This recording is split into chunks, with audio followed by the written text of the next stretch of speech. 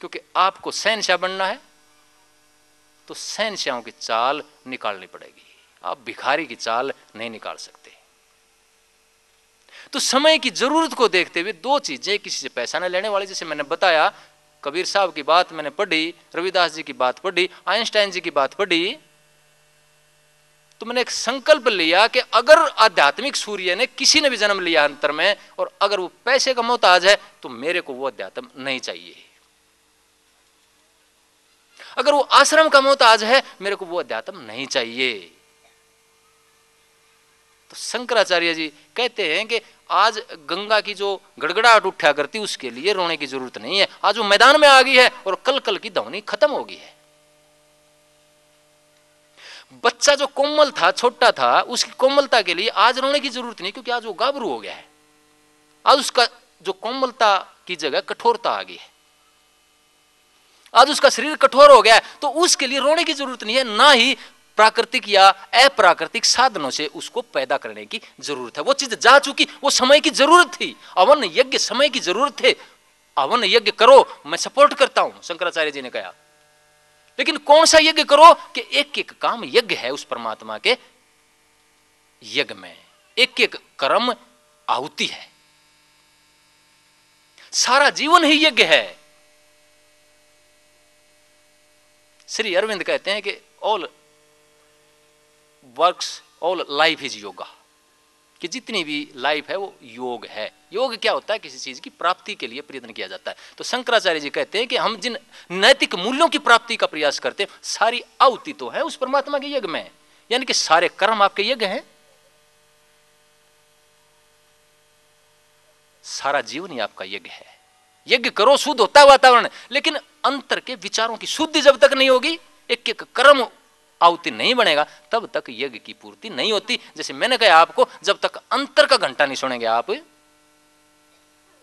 अंतर की ज्योति नहीं लगाएंगे, तब तक मंदिर में जाने की पूर्ति, चर्च में जाने की पूर्ति या धर्म स्थान पर जाने की पूर्ति नहीं होती। जब तक अंतर के मान सरोवर में, अमृत सरोवर में स्नान नहीं करते, उस अमृत का पान नहीं करते, उस पंचामृत का स्नान नहीं करते, तब तक बाहर की भक्ति झूठी रह जाती है, स्थूल भक्ति रह जाती है। भक्ति की पूर्ति तब होती है जब अंतर का घंटा सुनते, अंतर का अमृत पीते, अंतर के मानसरोवर में स्नान करते, अंतर की त्रिवेणी में स्नान करते हैं, अंतर के प्रयाग में स्नान करते हैं। 68 तीर्थ, सारे देवी देवता कहते हैं कि अंतर से प्रकट होते हैं। सारे शास्त्र इस मन की देन है, इस मानसिक संसार की देन है।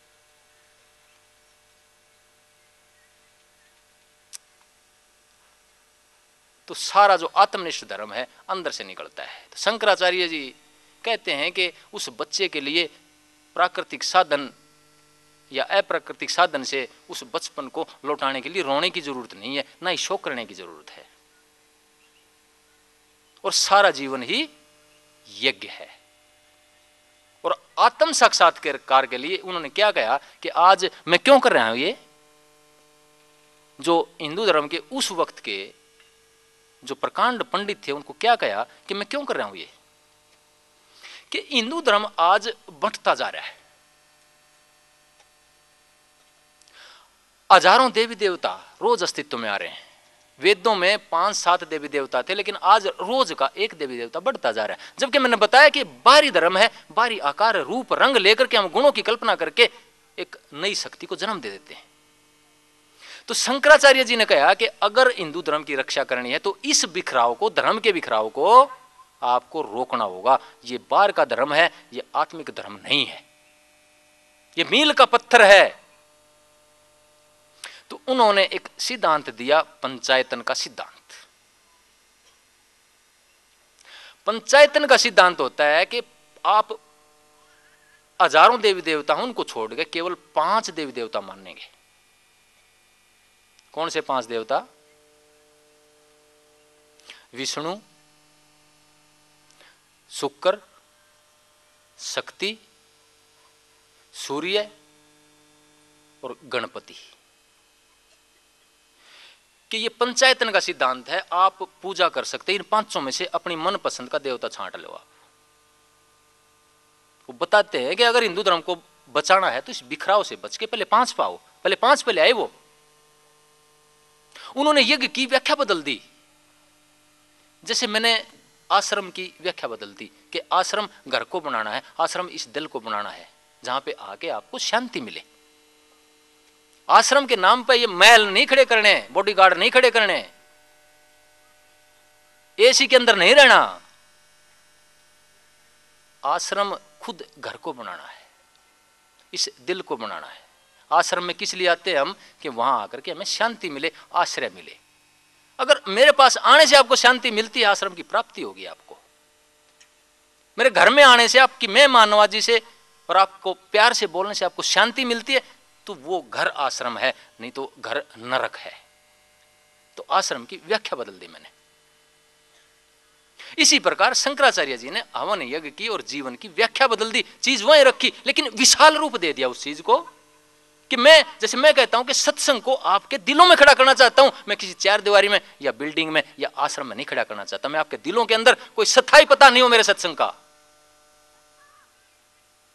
सूक्ष्म रूप से खड़ा हो, जो दिलों के अंदर सपोर्ट करे, जो दिल पे अधिकार हो जिसका। लेकिन वो अधिकार नहीं हो जो शस्त्र बन जाए, जो हिंसक हो जाए मेरे नाम पे या मेरे फोटो के नाम पे या मेरे किसी किताब के नाम पे आप दूसरों का सिर उतारने लग जाएं। उस धर्म का मैं पक्ष नहीं करता हूं, उस धर्म को मैं कभी नहीं चाहता हूं। इसलिए आत्मनिष्ठ धर्म को अपनाओ, उस निर्गुण धारा के धर्म को अपनाओ, उस निर्गुण भक्ति को अपनाओ, जहां ये सब गुरु भी है या जितने भी साकार देवी देवता हैं, साकार साधन है, तीर्थ व्रत हैं, ये सिर्फ आपके लिए एक मील का पत्थर हो, आपकी इज्जत हो करें ये आप इनकी, अपमान नहीं करें किसी का भी, लेकिन ये बीच की एक दरमियानी अवस्था है और दरमियानी ही मानकर इनको चलें। तो शंकराचार्य जी ने समझाया उनको कि मेरे पास टाइम नहीं है इस चीज का, और आत्मा की रक्षा करनी है। संस्कृति हमारी आत्मा है, अगर आत्मा बीमार होगी तो शरीर खत्म हो जाएगा। शरीर को ठीक किया जा सकता है अगर आत्मा ठीक है तो। शरीर बीमार है कोई बात नहीं है, आत्मा अगर मजबूत है तो ठीक कर लेगी उसको अपने संकल्प से। लेकिन अगर आत्मा बीमार हो गई है तो उसको शरीर ठीक नहीं कर सकता। इसलिए हमारी संस्कृति, जिसने हमारे को बड़े अच्छे जेम्स दिए हैं, जो संसार की एक धरोहर है, अगर संस्कृति खत्म होगी तो ये देश खत्म हो जाएगा, ये धर्म ही खत्म हो जाएगा। तो बड़े शास्त्रार्थ हुए और क्या परिणाम हुआ? फिर टाइम आता है कि घर से संदेश आता है, गुरु कहते हैं कि सारे देश का भ्रमण करके आ, देख क्या जनसाधारण की स्थिति क्या है और उसके अनुसार मदद कर देश की। लेकिन जाने से पहले घर से मां का संदेश आता है कि बेटा मेरा आखिरी टाइम आ गया है, आ जा।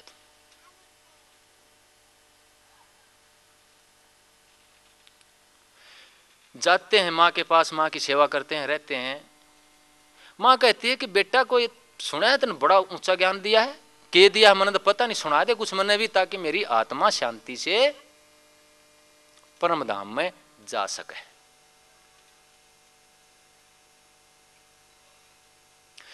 तो शंकराचार्य जी अपना अद्वैत दर्शन सुनाते हैं। मां कहती है कि बेटा मेरी तो समझ में नहीं आता ये तेरा ज्ञान, को भक्ति की बात हो तो सुना दे, ताकि मैं शांति के साथ, मेरे मन को शांति मिल जाए और जो उछाल है जीवन भर का, जो इस टाइम मेरा याद आती हैं बातें, उनमें ठंडक पड़ जाए। जो तालाब में जैसे पत्थर फेंकते हैं तो झाल उठती हैं, तो मेरे चित्त के ऊपर जो झाल है वो ठंडी पड़ जाए और मैं शांति से परलोक सिधार जाऊं। तो यहां से शंकराचार्य जी ने एक लेसन लिया कि जब तक इस अद्वैत ज्ञान में भक्ति का पुट नहीं मिलाया जाएगा, तब तक जन साधारण के काम की चीज नहीं है।